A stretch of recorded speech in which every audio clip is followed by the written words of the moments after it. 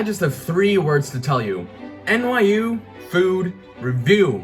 That's right, I know a lot of you waited for this video, and guess what? It's finally here, after 1 year in the making. As you can tell from the title above, yes, I went to every single dining hall here at NYU. That includes the ones here on the main Manhattan campus, and also the one in the Brooklyn campus, and also the hidden dining halls that no one else knows about. Read the description for more info, and let's just get started. This is the hours of operation of all NYU dining halls this semester. We're going to visit them in this order. Ignore the right column here, they're not dining halls, instead they're cafes and markets. Alright, let's begin with residential dining. These places are all you care to eat, or all you can eat, meaning that you can spend 1 meal swipe to get as much as you want. Let's visit Downstein first. Downstein is a dining hall in Weinstein Hall, a freshman dorm. It's called Downstein because it's downstairs in the basement level. Fun fact, I think it used to be called Weinstein Passport way back when, and that's what it still says on the Weinstein page. It's pretty convenient for those who live in Weinstein because they don't even need to go outside to get food. All they have to do is just walk downstairs. Alright, Downstein. Usually what I would get is an omelet, or if not that, a fried egg. But today they didn't have a fried egg, and I didn't want something as big as an omelet, so I got French toast. Many people don't know about this. Actually, I don't know how many people know it by now. People didn't know. It was like a secret item. I guess we're gonna eat it just like this. Because I can't comment much about the taste because I don't have the sweet syrup to, I don't know, complement the flavor. I guess we're gonna talk about the texture. The texture is, I mean, sometimes they do it soft, sometimes they do it not that soft, because I guess it all depends on the time you dip the bread into the, I don't know what you call it, but the liquid, you know? I'm guessing today they dipped it in for a longer time because I have had French toast from Weinstein where it was just slightly harder. As for Weinstein's dinner, theirs is a bit different than their breakfast. Usually they vary it up a bit. Some stations, they only do burgers or pizzas. Some other stations, they kind of change every day. One of those examples would be this kind of dish. It's at a station called Innovate, which differs every day. So right now in this bowl, we have some rice, chicken, tikka masala, or something like that, vegetable samosas. And on the other hand, we have some sandwiches. Yes, a lot of times in the past I have gone to Weinstein for the burgers and pizzas, but for the sake of this video, we're kind of changing up our style a bit. So we got 2 completely different dishes. All right, let's start with the rice dish. It's been a while since I've eaten. It's been what, 6 to 7 hours. Let's see. Can't comment much on this rice because it's kind of bland. It's not really seasoned, but I guess we'll assess the remainders. So that's the samosa, I think. Very chewy, very rich in flavor, I should say. That samosa is very good. Chicken, this is what we're dealing with. A big slab of chicken. Bit different. I think I can feel the pepper. Is that also spice, or is that from the samosa? I'm not really sure. Okay, now we're gonna move on to the sandwiches. We're gonna take 1 bite of each to assess. Starting with this one, don't really know what it is, but it has some meat, lettuce, or leaves, and tomatoes. Is that tomatoes? I don't know, but cheese. And some sauce as well. Again, the sandwiches, they taste so fresh. This one looks interesting. It has chicken, I think, some lettuce, cut up lettuce. Is that pepper? I'm not sure, but I think those are mushrooms. So I'm kind of looking forward to it. Man, both are equally very good. I think the second one, though, is more flavorful. I feel like Downstein is the go-to place to eat for a lot of people. Probably because it's the only dining hall that opens at 7 in the morning. Even on weekends, it opens at 8, which is several hours before any other places open. As a result, Downstein operates the most out of all dining halls at 86.5 hours a week. Also, people go there a lot because it's pretty close to campus where a lot of students walk by. I went to Downstein the most in my freshman year for a lot of reasons. Number 1 was obviously the early opening time because sometimes I'd go get breakfast there before my 8 a.m. class. But it was also the closest dining hall to where I live. There are a lot of stations at Downstein, which means you can get different types of food at each station. For example, for breakfast, I'd get an omelet, sometimes French toast or pancakes, and of course, fruits. For lunch or dinner, there are menu changes every day, but I got their pizza a lot, and sometimes their rice and meat. Third North. Whereas Downstein was my closest dining hall in my freshman year, Third North is the closest to me this year. Third North is located in Third North Hall, another freshman dorm. I think it used to be called Third North Courtyard Cafe. We have dinner from Third North. Please take a look. This is what we're dealing with. So we have a slice of pizza, we have some thick fries, and we have some sort of rice, you know, all sorts of stuff. I got like 1 from each station, I think, basically. They also have a salad bar and some, you know, some other stuff. Shall we try the rice first? Apparently this is salmon fried rice. Interesting taste. It's kind of moist to the point where it's kind of like kind of like clumping together, but it also has some sort of dry quality at the same time. It's very hard to describe. It's wet and dry at the same time. I don't know how that's possible. We're gonna try a fry. Yeah, that's right. These classic thick fries. Let's see how Third North does them. I like it. It's a perfect balance of like savory and salty. You don't even need ketchup for this, do you? I think they're very much enjoyable on their own. Yeah, they nailed the French fries, obviously. On to the next item is a slice of pizza right here. Discard the fry. And honestly, I gotta say that the pizza is pretty similar to Weinstein's. Doesn't taste bad. Well, more obviously, it's nowhere close to those pizza restaurant pizzas that you can get, or even like Little Italy, where it's like crispy. I kind of enjoy Weinstein and I guess Third North's pizzas, because they're pretty straightforward. You can't really go wrong with that. Third North was closed in my freshman year due to the pandemic, but now that it's open, I go there for breakfast almost every day. I usually get pancakes, tater tots, bacon, and fruits. I don't really go there for lunch or dinner because I go to Palladium instead, which I'll cover later on in this video. If I do happen to go in the afternoon, I just stick to pizza. Personally, I think Third North is the lowest of all dining halls.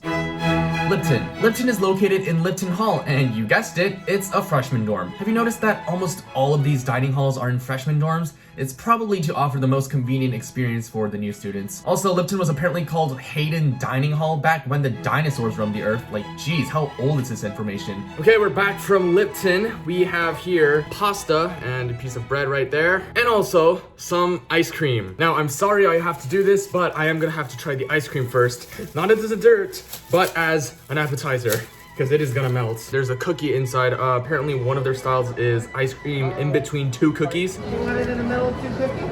Sure. So at the very bottom of this cup, there's another cookie. So it's like a ice cream sandwich in a cup. Oh, wow. What an appetizer. This, by the way, is cookie dough ice cream. I could choose from two options today, cookie dough or chocolate. And since chocolate, you get tired of it easily, I just chose cookie dough. This is one of the few reasons why people say, well, Lipton might be slightly better than Weinstein. Lipton's food is a bit slightly higher quality than Weinstein's. I personally don't know, but another reason is that Lipton has an ice cream stand, which Weinstein doesn't. Thank you so much. It's like a tomato sauce penne, it said, I think. It's pretty good. Right now, it's a bit dried though, because I had waited a pretty long time. I mean, there's a walking distance, and then there's me eating the ice cream, the time it took for that. I don't know if it's just me, but I feel a slight, very slight sense of spice. Don't think they have water. I've never found water at Lipton. It's mango water. Oh, that's not good. This mango water is horrid. I can't drink it. Hold on. Many people around me say Lipton is the best residential dining hall compared to Downstein and Third North, and honestly, I might have to agree. Lipton's food tastes pretty good, and they have a lot of variety as well. I'd strongly recommend their ice cream and cookies. It's great. I didn't go to Lipton that much in freshman year. It was because the first time I went there, the lines were so long and it was painful. I don't think that's the case anymore, but the last time I went there, which was the beginning of sophomore year, it was still very crowded and all the tables were full. Kosher Eatery. The Kosher Eatery is located in Weinstein Hall. Yes, the same place as Downstein. It's right next to Upstein, which we'll talk about later. And I mean it when I say not many people know about it. I'd be surprised if even 10% of students knew where it was, because I personally didn't know it before making this video. You do not realize how excited I am to review this. I think this beats any other NYU place I've visited. I got a lot of food too. That's what we're looking at right here. All right, so it's a bit jumbled obviously because I was moving and stuff around. We have some white rice, we have an egg roll or spring roll, whatever you say, some chicken, kosher style, and some vegetables. I think those are beans. And this is the vegetable soup. All right, as for the rice, I'm pretty sure it's just gonna be basic white rice. Somehow it tastes kind of different. I don't know how. Also, they had hamburgers and stuff like that there, and like salads, stuff like that. If I go there again in the future, I'll try it, but I kind of did think that, you know, hamburgers can't differ too much from what I usually get at other places. This is the chicken we're looking at right here. It is the first time I'm eating kosher food at Kosher Eatery. Very unique flavoring. There's a type of something I haven't eaten yet. I like the chicken, seriously. And the guy also said the Kosher Eatery is a meat-based place, serving place. Look, I mean, if you guys like meat, if students like meat, they can just hit up kosher anytime. Well, moving on to the beans. Pretty good. I mean, beans are beans, right? Now let's try the egg roll or the spring roll. One giant piece. I don't think I've seen a thick spring roll as this. I mean, this tastes great. Let's move on to the vegetable soup. That is very different from what I was expecting. Very rich. I taste a lot of the mushrooms. I see one right here. I taste a lot of the mushrooms. If Minecraft mushroom stew was a real item, I would envision this, something like this. This sounds like mushroom stew. All right, we finished our meal. Should we have some dessert in that case? This is a chocolate Danish. Again, I just want to emphasize that I have not seen anything like this at NYU before. Very crispy. Pretty sure you can hear the sounds of the chocolate crunching in my mouth right now. Surprisingly, not that sweet. Not as sweet as I thought it would be. These are also pretty good. What are they doing? First of all, what is NYU doing not having this available everywhere? And second, what are people doing not going here? As the name suggests, the Kosher Eatery serves only kosher food and also Shabbat meals every Friday. What is kosher food, you ask? It just means that it sticks to certain Jewish dietary restrictions. Taste-wise, they don't taste any different, but their regulations must be pretty strict because you're not allowed to bring any outside food when you go there. The Kosher Eatery was one of the most mysterious dining halls I researched because NYU's websites don't say much about them. It said it was in Weinstein, but I just couldn't find it. Turns out it was in this small, isolated area. It's so easy to just walk right past it. Yeah. It's my first time. Do I just tap in? Yeah, you have to open up the register for you. Okay. So you're here for kosher, right? Yeah. Okay. Also, because of the term kosher, I didn't know if non-kosher people like me were allowed to even go in there. But it turns out that's not a big deal. Anyone's allowed and welcomed. As I said, the Kosher Eatery is very small. Whereas Downstein, 3rd North, and Lipton have multiple stations serving different types of food, the Kosher Eatery only has 1 or 2 stations. Luckily, it's never crowded, and there were several times when I was the only one there. That's why I considered the Kosher Eatery an express lane. If Downstein gets crowded, just go to the Kosher Eatery. You'll get your food right away. I think the lack of people is also why their staff is extremely nice and friendly. It's honestly a zen experience because you're the only person there, so it's pretty quiet and calming. I'd recommend going there at least once. Why people don't eat here more often? That is beyond me. I feel like more NYU students should know about this place then. I feel like it's underappreciated than it should be. Okay, that's it for residential dining. But there's a whole other category that we still haven't looked at. Retail dining. And there's one major difference between retail and residential dining. Retail dining is not all you can eat. You spend 1 meal swipe per every item you want to get. So for example, if you want a pizza and sushi together, you would have to spend 2 meal swipes instead of 1. As a result, retail dining, it gets pretty expensive. You spend more money there. Also, most students think that retail dining is higher than residential dining, and it's probably because they do have higher quality food. Now that I established that, let's go to Kimmel first. Kimmel is located in the 3rd floor of the Kimmel Center for University Life, not a dorm like the others, so it sort of acts like the center's food court. It's also the closest dining hall to the main campus because it's right next to Washington Square Park. We're back from Kimmel. This is our meal that we got: some chips, water bottle, and of course the entree, the curry. Honestly, it doesn't look much like curry to me. There's not much liquid except there at the back, but we'll do. The rice and the chicken is pretty good. I've realized that when it comes to rice, NYU does it pretty well. Yeah, there's a slight taste of curry in the chicken, and it actually tastes pretty nice. As for their pita bread, it also tastes pretty nice. Upon arriving at Kimmel, you'll be greeted with a lot of stuff. There's a lot of different food stations, but there's also a great array of chips, drinks, and a lot more, all of which you have to pay for, obviously. I went to Kimmel a lot in my freshman year whenever I didn't feel like getting Downstein or walking far away to Palladium. Unfortunately, they're closed on the weekends and they're only open for 3 hours on Friday, which doesn't give that much time to go there. Kimmel's food isn't bad, but there was some talk among people about their sushi and how it's worse than Palladium's, and I can agree with that statement. There was a time when I got sushi from Kimmel, and it was so cold and solid that the rice just disintegrated into powder. It might have been refrigerated for too long, but whatever, I never got sushi from Kimmel after that. I recommend their burgers, and especially their make-your-own pasta. By the way, you can pre-order food from Kimmel using Grubhub. NYU students are able to link their NYU account in Grubhub, which allows you to order food online from most retail dining halls. Kimmel is one of them, and it's very convenient because you can just order it beforehand and pick it up whenever you want. Palladium. Alright, I know I've mentioned Palladium several times, and now we're finally here. Palladium is in Palladium Hall, which is a dorm for sophomores and MBA students. It is the furthest dining hall in the Manhattan campus, about 900 meters or 3,000 feet away from Washington Square Park. Well, dinner time for Palladium. We always almost go to Palladium for their signature sushi. I think Palladium is well known, best known for their sushi. Other places do have sushi, but Palladium, I think, is the best in my opinion. We usually use the lid for the soy sauce right here, as you can see.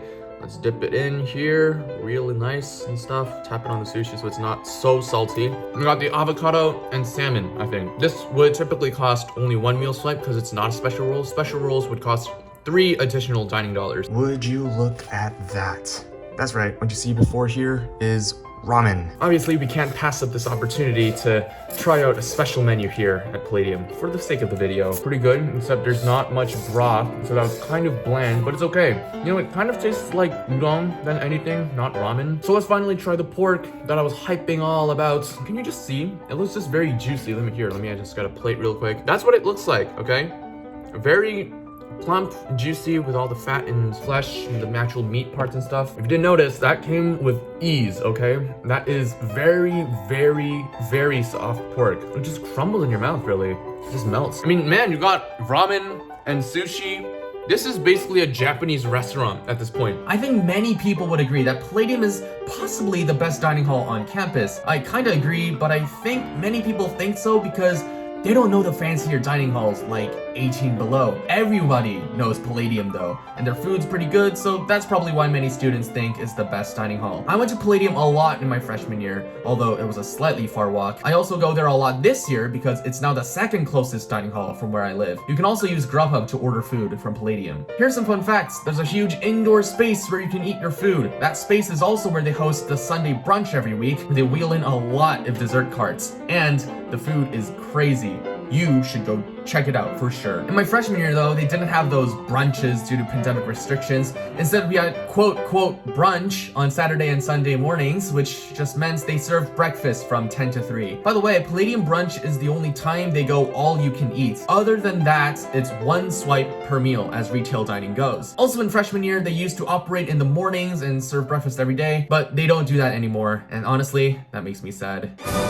Upstein Food Court. If the name sounds familiar, it's because it's also in Weinstein Hall, right next to the Kosher Eatery. And you guessed it, it's called Upstein because it's upstairs. Not really though, because it's on the ground floor, but you know what I mean. So yeah, that's already 3 dining halls in Weinstein alone. It's like a food fest going on there. It is the first time I am having Upstein. Here we have the smoothie. I think it's a pineapple coconut smoothie. The avocado and bacon toast. And finally, we have the tuna melt. It's a very mini sandwich, which I love the size. Man, people weren't lying when they said sandwiches at Upstein were pretty good. I love the tuna. I think I made a great choice ordering this. The tuna has a very rich flavor, I think. Resonates in your mouth, I guess. Now let's try the avocado toast. Very interesting. It has, if you can see there, bacon and avocado, I think. I don't see any other ingredients, so I'm gonna guess that's it. Oh, wow.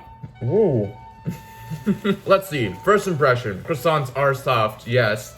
But I liked how soft the bread was as I was biting into it. Immediately I was greeted by the, the particular taste of avocado. But I also am greeted right now with the umami taste of bacon, kind of like a savory, smoky kind of feeling. All right, let's wash it down with a little bit of a pineapple coconut smoothie, shall we? Wow, that's really good too. I like pineapple and coconut, which is the whole reason why I got this. Man, this as a bubble tea taste would be phenomenal. It's pretty rich in flavor. It feels natural. I mean, I guess they do it naturally, obviously, because it's a smoothie. I like all of these items. Upstein is very unique. It's the only NYU dining hall where you need Grubhub to get food. That means you can't just walk into Upstein and get food buffet style. You have to order beforehand. They're also the only dining hall that requires you to check in on Grubhub when you arrive. I don't know if they're still doing that though, but trust me, it's a pain. Imagine them making your food after you arrive. And this was a huge reason why I didn't go there in freshman year. The lines were just so long and it took forever. The lines aren't long at all this year, and I don't really know why. You can order from several different stations within Upstein. The Daily Press Deli, the Egg Shop, Create Smoothie, and NYU's most recent addition, Cluckstein. NYU used to have Chick-fil-A here, but Cluckstein replaced it, which I'll talk about in a moment. Also, they apparently used to have Jamba Juice and Quiznos, but this is way before I came to NYU. Okay, time to address the elephant in the room, Chick-fil-A. A lot of you might be asking, what the heck happened to Chick-fil-A? Well, long story short, NYU got rid of it due to Chick-fil-A's controversial stances. on things. It disappeared after my freshman year, and there were some talks about what was going to replace Chick-fil-A's space. Honestly, I thought NYU was gonna play the ultimate troll and introduce a vegan cafe, but thank God they didn't do that. NYU decided to make their own version of Chick-fil-A and call it Cluckstein, another play on words of Weinstein. You think that's a lot of Weinstein jokes? Wait till you meet Sidestein. Not in this video though, because that's not a dining hall. Anyways, I still have some footage here of me eating the extinct food, so enjoy. Oh my God, that's piping hot. Holy crap. I've never had much Chick-fil-A outside of NYU. I just haven't had much Chick-fil-A in my life, period. I think what I like most about this is the chicken, definitely. You have some soft chicken, very tasty, and I like the spiciness because it doesn't make it seem bland. Now, if you haven't tried Chick-fil-A waffle fries before, they look like this, first of all, hence the name waffles. If you haven't tried waffle fries from Chick-fil-A yet, dude, you gotta try them at least once. This video is proof that they do or did have Chick-fil-A here at NYU. I think they should replace it with another fast food place. Honestly, looking at NYU's direction, promoting health and stuff with their quarantine food and stuff like that, I think they're gonna introduce something like vegan or vegetarian or gluten-free or something like that. Oh well, at least I enjoyed a year of Chick-fil-A. Sucks to suck, freshman. I'm kidding, a lot of us still miss Chick-fil-A, including me. I mean, Cluckstein's a fine substitute and all, but you just really can't beat the original. Here's some footage of me eating Cluckstein though. We have like the most basic menu you can get. A spicy chicken sandwich with the classic Cluckstein sauce. Of course, we have, you know, the fries. There's 2 pieces of chicken and pickled inside. It's a very basic sandwich. It's actually pretty similar to Chick-fil-A's chicken sandwiches. Like, I like their spicy chicken sandwich. This is still pretty spicy. Oh my God. The tea is like really sweet. I know I got sweet tea, but I didn't know it was gonna be this sweet. Chick-fil-A's fries look like these, the waffle fries. And the fact that NYU decided to do these as well, it's like they actually cared. If you're wondering what the sauce is, oh boy. There has been some mixed reviews about the sauce. I think it's fine, but I don't think it's great. It's like ranch mixed with something. So it's like on the creamy side, you know? It's not, reminds you of mayo, maybe. So it's not like a super great sauce to eat fries with, but it's doable. But I would much prefer ketchup, of course, or Chick-fil-A's honey mustard sauce. I also made a full video comparing Chick-fil-A and Cluckstein at the beginning of sophomore year. You can go check it out right here. 18 Below, one of the hidden gems of NYU that many people don't know about. Probably because it was closed in my freshman year, and I also didn't know about it before making this video. Personally, I think the food smells wonderful. It's kind of unlike what I've ordered from NYU so far. Let's look at the menu here. So first of all, of course, we had no allergies. We had macaroni and cheese, grilled flank steak, caramelized onion, roasted, yep, diced tomato, and diced red onion as those toppings for the steak. Voila. Oh, that's interesting. See, I was expecting something more like the photo where the steak was a bit bigger, like a slab. And I thought it'd be like kind of full, but I guess this works. Also, we have a cup of iced tea here. Yeah, that's the iced tea I like. You know, sometimes when you go to some restaurants or some places, when they say iced tea, they literally mean tea with ice, not like the Lipton type iced tea. But this is like a Lipton style iced tea. All right, let's have mac and cheese first. I've had mac and cheese at NYU before. Usually it's like kind of dry, but this is very different. This actually feels like, well, have I had proper mac and cheese before? All right, for the steak then, we're gonna have steak. Oh, there are no tomatoes. I said tomatoes, but there are no tomatoes. We'll just have onions and onions. Onions and onions? Oh yeah, I put 2 onions. Okay, whatever. Onions and steak. Oh, I like the onions. These onions, yeah. Caramelized. The steak's all right too. That's not like something I've eaten at an NYU restaurant before, have I? I can feel a smoky taste. Stuff you wouldn't really see at Palladium or Kimmel, maybe only at H and Below. Yeah, I sure love the part where I had the onions, because apparently that's the only toppings they put. I think the food here is great. It's probably so much better in person because I just took it out, you know? Can you imagine like the quality of food and the variety of food that you can get if you were to just sit down there like an actual restaurant?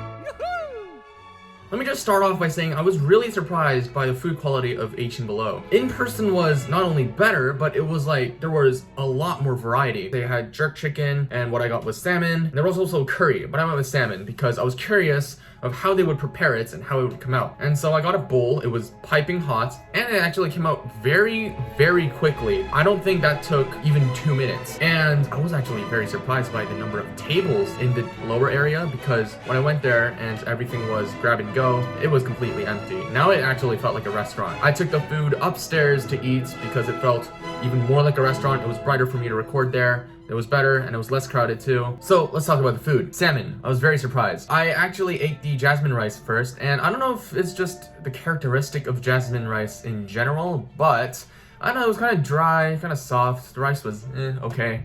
But the vegetables, we're talking about onions here and like paprikas, and the actual salmon itself was pretty good. I still can't believe like NYU can make stuff like this. The salmon it actually felt like something I was eating at a restaurant. It's unlike anything that you would eat anywhere else here at NYU. And so yeah, I'd recommend going here even at least once if you're an NYU student. 18 Below is located in the Torch Club. It's a full-on restaurant, I'm not even kidding. It goes beyond our definition of a dining hall. And if you're wondering why it's called 18 Below, it's because its address is 18 Waverly Place and it's below ground at basement level. And a lot of students who went there said their food was amazing. I've heard so many good reviews. Their system was very different than all the other dining halls. I got a ticket to trade for my food, and I had to order the food on a kiosk. 18 Below is a very difficult dining hall to visit, not because it's far or anything, but because of its very short operating hours. It's only open from 11 a.m. to 2 p.m. on weekdays, and they're closed on weekends. As a result, 18 Below has the shortest operating time out of all NYU dining halls, only 15 hours a week. Fun fact, 18 Below is the only retail dining hall that you can't order on Grubhub.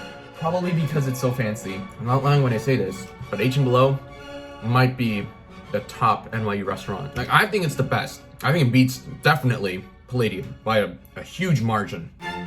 UHall Commons Café. The UHall Commons Café is located in the basement level of University Hall, or UHall. Although the name says cafe, it's really a dining hall. Because it's right next to Palladium, it's the second furthest dining hall from Washington Square Park. Also, it was one of the few places that was closed in my freshman year, so I went there for the first time to record this video. The Commons Café has one station, and it's called Breakfast & Co. Funnily enough, although it's called breakfast, they don't operate in the morning. They open at 4 p.m. So if you like having breakfast for dinner, then this is your go-to place. That's why I decided to get a breakfast menu and a dinner menu. I ordered, I think, as much food as I did when I was reviewing Upstein. Oh my god. First of all, we have some onion rings. They look extra crispy. This is our crispy chicken sandwich. Oh, that looks good actually. Pretty simple compared to Palladium's burgers. I'm guessing these are the fries. Oh yeah, classic fries. This has the name of the restaurant in its menu name. So I'm guessing it's like the classic, it's like the must to go.